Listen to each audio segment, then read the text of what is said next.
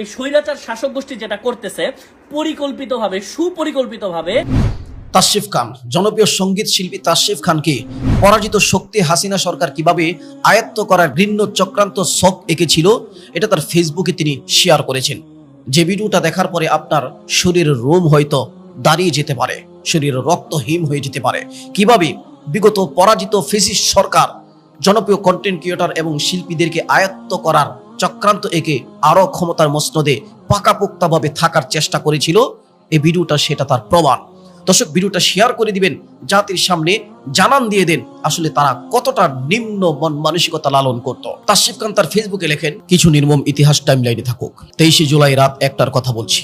একজন senior influencer call দিয়ে বলল, তাসরিফ তোর বাসার নিচে নাও, চা খাইতে আসতেছি, গুরুত্বপূর্ণ কিছু কথা আছে। 5 জুলাই থেকে ছাত্রদের পক্ষে বিভিন্ন পোস্ট করা, কবিতা লিখতে থাকা এবং রাজার রাজ্যে সবাই গোলাম গানটা ফেসবুকে চলতে থাকায় সরকারি গোন্ডা বাহিনীর থ্রেটে আমি তখন বাসার বাইরে অবস্থান করছিলাম।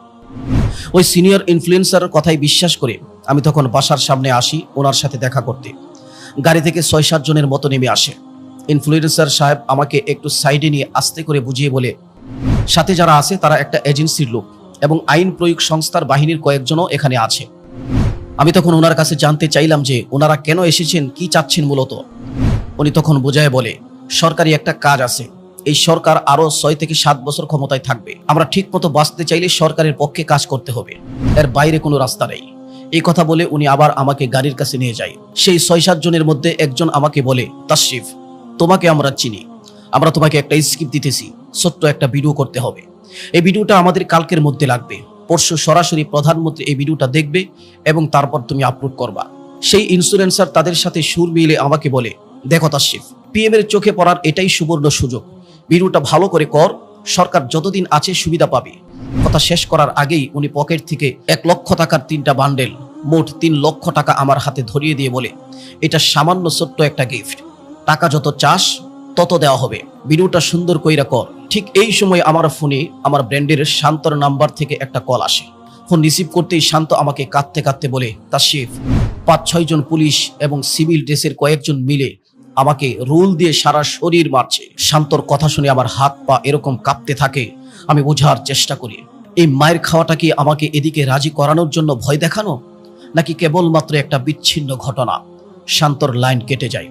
আমি আমার পাশে দাঁড়িয়ে থাকা আইন প্রয়োগকারী সংস্থার পরিচয় দেওয়া তাদেরকে বলি, ভাই এইমাত্র কয়েকজন মিলে আমার ভাই, আমার ব্যান্ডের ড্রামার শান্তকে প্রচুর মারছে। ওরা জাস্ট আমাকে সান্ত্বনা দিয়ে বলে, আরে দেশের যে অবস্থা, এটা এখন কিছু করা যাবে না, ওরে বলো বাসায় চলে যাইতে। আমার তখন মাথায় আসে, এখন যদি আমি ওদেরকে টাকা ফেরাই দেই অথবা কাজ করতে অস্বীকৃতি জানাই, তবে তারা আমাকে চাইলেই গাড়িতে তুলে নিয়ে গিয়ে ভিডিও করে জোরপূর্বক আপলোড করাতে পারে। আমি তাই মাথা ঠান্ডা করে ওদেরকে বলি, ঠিক আছে, আমি দেখতেছি কি করতে পারি, কালকের মধ্যে জানাচ্ছি। ওরা আমাকে তখনও এরকম থ্রেট দিয়ে বলে, ভাই জানাচ্ছির সুযোগ নেই, সিচুয়েশন তো বুঝে নই, ভিডিও কালকেই লাগবে। সাথে ওই ইনফ্লুয়েন্সারও আমাকে বলে, তাসরিফ ভিডিওটা তো পিএম দেখবে, সো বুঝা শুইনা সুন্দর কইরা করিস। ওদের সাথে কথা শেষ করে আমি বাসায় ফেরত যাই। বাসায় সবাইকে সব সিচুয়েশন জানিয়ে আমি আমার ম্যানেজার আইমান সাবিতকে ফোন দিয়ে বলি, আইমান আমি বাসা ছেড়ে দিচ্ছি, এই ঘটনা ঘটেছে, আমি তোকে নাম্বার দিচ্ছি, তুই ওই এজেন্সিকে আমার বাসা থেকে 3 লক্ষ টাকা নিয়ে ওদেরকে দিয়ে দিবি কালকেই। আমি আপাতত বাসা ছেড়ে চলে যাচ্ছি, কারণ আমি বাসায় থাকলে ওরা আমাকে তুলে নিয়ে যাবে। ওই সময় আমার মনের অবস্থা আমি জানি, আমার বাসার অবস্থা, ডায়াবেটিসের রোগে আমার আম্মুর অবস্থা, আব্বুর টেনশন, গুম হয়ে যাওয়ার চিন্তা এবং দেশের সাথে বেইমানি করতে ওরা আমাকে বাধ্য করতে চাচ্ছে, সবকিছুই আমার মাথায় ঘুরপাক খাচ্ছে। সাথে বারবার আমার কানে বাজছে শান্তর ওই কান্না ভরা আর্তনাদ।